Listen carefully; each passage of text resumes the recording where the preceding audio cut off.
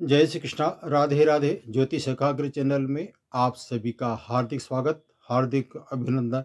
मित्रों, हमारी एक वो सीरीज चल रही है षोडश संस्कार, यानी कि 16 संस्कार।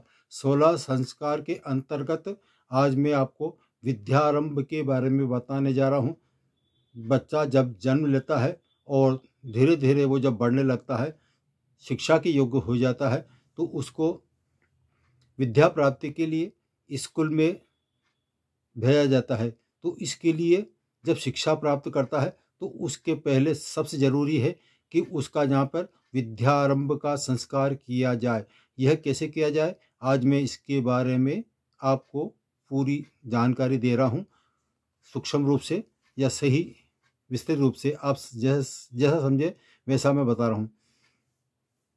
प्रत्येक माता पिता का फर्ज है, अभिभावक का फर्ज है कि वो अपने बच्चों को उचित शिक्षा समय पर दें और उनका जिस तरह से पालन पोषण करते हैं तो ठीक उसी तरह से उनकी शिक्षा पर भी ध्यान दिया जाए।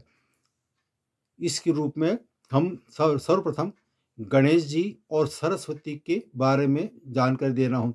श्री गणेश विद्या के प्रतीक माने जाते हैं और सरस्वती माँ शिक्षा के रूप में मानी जाती है। हमारी जन्म पत्रिका में जो चतुर्थ स्थान है वो माँ का स्थान कहलाता है। जिस तरह से माँ अपने बच्चों को पालती है, माँ अपने बच्चों को स्नेह देती है, बच्चों पर माँ का विशेष प्रेम रहे आजीवन, ठीक इसी तरह से माँ सरस्वती का, जिसको हम प्रारंभिक शिक्षा का कॉलम मानते हैं, चतुर्थ भाव, कुंडली का चतुर्थ भाव, ये प्रारंभिक शिक्षा और शिक्षा के बारे में ही, विद्या के बारे में ही बताता है।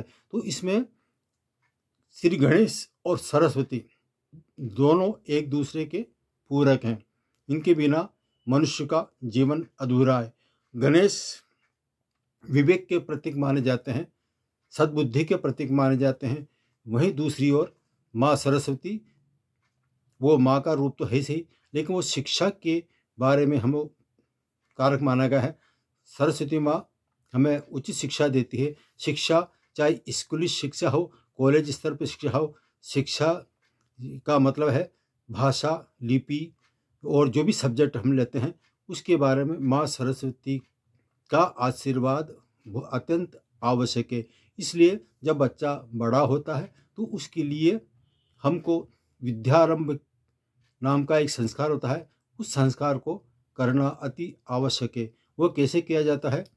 शुभ मुहूर्त में जब बच्चा जब बच्चा विद्या के शिक्षा प्राप्ति के योग हो जाता है, उसकी बुद्धि थोड़ी समझने लग जाती है, तो इसलिए विद्या आरंभ के लिए एक शुभ मुहूर्त में श्री गणेश पूजन और सरस्वती पूजन किया जाता है। तो सबसे पहले क्या करना होता है हमको, एक किसी शुद्ध उच्च स्थान पर गणेश जी की स्थापना की जाए और माँ सरस्वती का स्थान दिया जाए।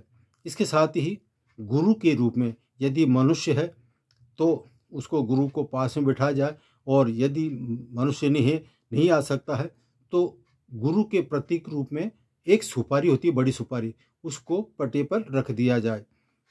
सर्वप्रथम गणेश जी का पूजन करें, उसके उपरांत माँ सरस्वती का पूजन करें। इन दोनों का पूजन करने के उपरांत से अपने माँ सरस्वती के 3 और विद्या की शिक्षा देने वाली देवियां हैं, वह है दृष्टि, तुष्टि और पुष्टि। इनका हम पूजन करें। इसके लिए क्या करना होता है ये मैं बताता हूँ। दृष्टि, पुष्टि और तुष्टि, ये हम जब षोडशों माता के पूजन करते हैं तो उसमें भी इन 3 का उल्लेख होता है। इन तीनों को हम याद करते हैं। ये वर्तमान समय में जी रहे हैं, इसलिए आजकल पेंसिल कॉपी रहती है। और यदि आज हम 50 साल पहले या 60 साल पहले चलते हैं तो दृष्टि, पुष्टि और तुष्टि ये होती है कलम, दवात और लिखने के लिए प्लेट, स्लेट या कॉपी। तो इनका तीनों का पूजन किया जाता है। कलम का, जिससे बच्चों को लिखा जाता है, तो कलम का, कॉपी का तो पूजन अनिवार्य है। उसमें ध्यान किया जाए। दृष्टि, पुष्टि और तुष्टि, इन तीनों का पूजन करने के उपरांत जो गुरु हम बनाने जा रहे हैं, प्रारंभिक गुरु, उसको प्रतिज्ञा मानते हुए गुरु पूजन किया जाए।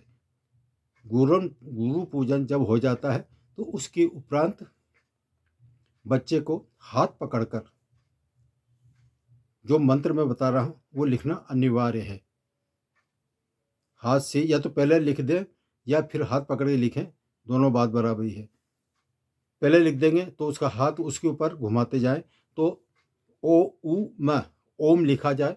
ओम भूर भुव स्व, ये मंत्र है। ये विद्यारंभ के समय उसकी ये लिखा जाए और उसके बाद में उसको अक्षत और पुष्प छोड़ा जाए उसी के हाथ से, बच्चे के हाथ से।